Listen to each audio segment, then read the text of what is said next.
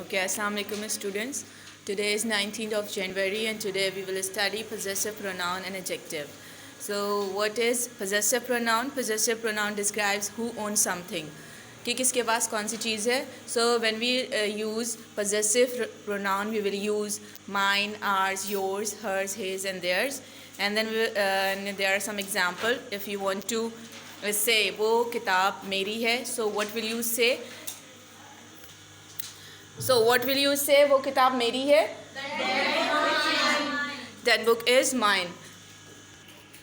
Then second topic is possessive adjective, and you should know where is possessive adjective used. It refers to words which modify a noun by showing a form of possession or a sense of belonging to a particular person or thing.